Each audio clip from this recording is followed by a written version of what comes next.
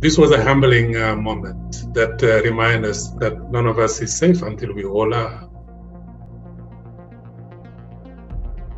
When Kofi Annan passed away, leaving behind a world in shock, the person chosen to lead his foundation was El Haj Asi, an international aid expert who calls himself simply a servant to humanity.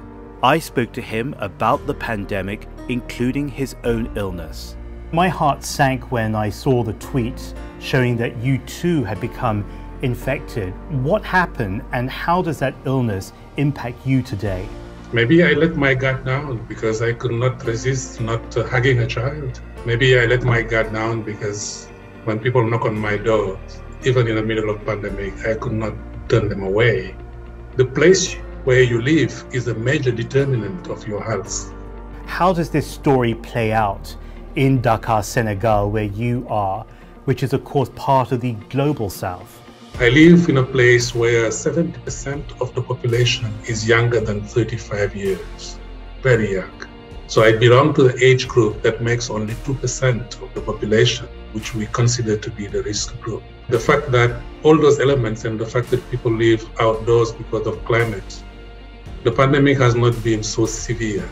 Thanks God so, because the weakness of the health system will not be up to par with the impact of this pandemic that we are seeing. Until the pandemic is fought in the last village, in the most remote part of this globe, we could not consider ourselves to be safe. Do you worry that the world is becoming normalized, not only to the current pandemic, but to the threat of a next pandemic?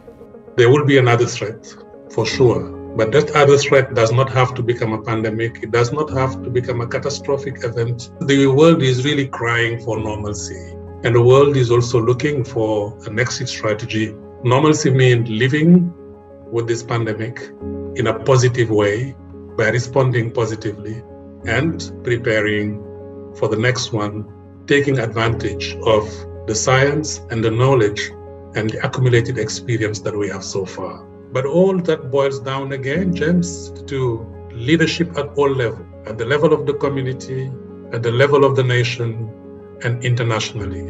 And that leadership should be fueled by values, the values to care about people. And that's the reason why we also call for active citizenship, to hold leaders accountable to promises that they make. And again, we all have to be humble, and that humility should drive us to act early and then to respond early. How can we all be humanitarians even if we don't have that job title?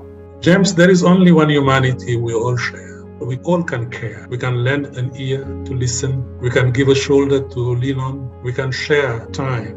And if we do so in our own way, we will be joining the community of carers and therefore become humanitarian. We don't need the title. We need the values. And we all can contribute to the one thing we all belong to, which is our common humanity.